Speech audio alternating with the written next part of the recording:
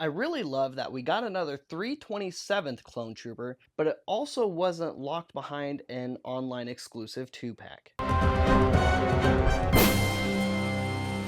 Today's review is brought to you by our friends over at BigBadToyStore.com, where I got my Clone Trooper Lieutenant Galle, and you can order yours by clicking the link down in the description below. Here he is in the packaging. He's in his Phase 2 clone armor once again, and I really like that the helmet is packed to the side and that he has a fully removable helmet instead of a swappable head. He comes with 3 blasters, 2 DC-17 blaster pistols, and a DC-15 blaster rifle.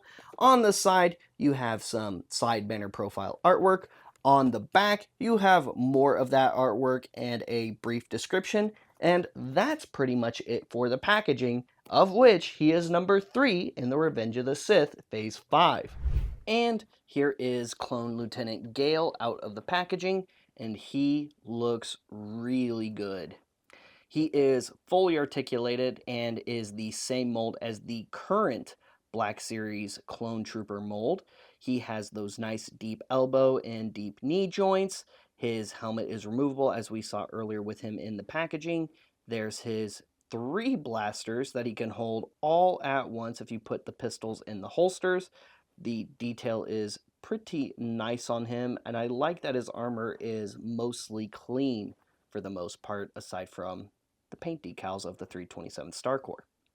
I love clone troopers that have pauldrons and commas, so the 327 Star Corps is one of my favorite groups of clones aesthetically because clone troopers with pauldrons and commas just look super, super cool, and I still hope that one day we get the Revenge of the Sith clone trooper commanders, which would just be a recolor of Bly Hasbro in Black Series 6-inch scale at some point in the future.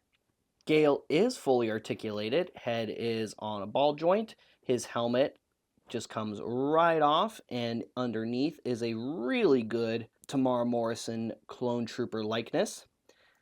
You can take his blaster out of his hand, and his shoulders give a full 360.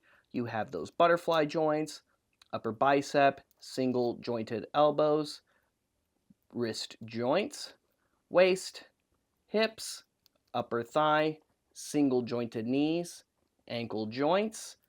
His blaster pistols can come right out of his comma here, and it's nice that he has a trigger finger on both his right and his left hand so he can hold both of his blaster pistols properly, whereas Clone Commander Bly from Phase 3 does not have a trigger finger on his left hand. And for comparison, here he is next to Clone Commander Bly, so you can see the two of these 327th clones side by side, and left hand to left hand.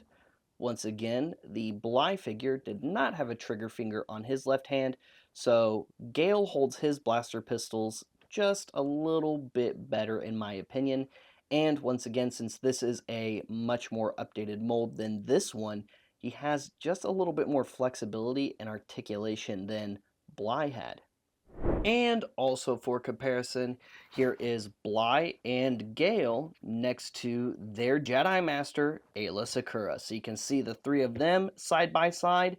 And what's also really cool about Lieutenant Galle is there's a few other clone troopers with similar gear flanking Bly and Aayla Secura in Revenge of the Sith. So you could, in a way, army build Galle to fill out more of your 327th for your Clone Wars dioramas and displays.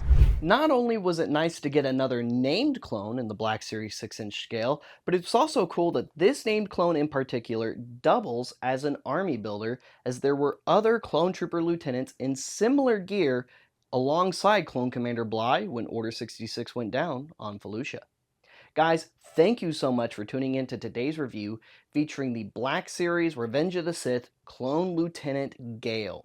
And to get yours, make sure you click the link down in the description below to get it from BigBadToyStore.com, where I got mine. See you guys later. We'll see you another time. May the Force be with all of you, you rebel scum.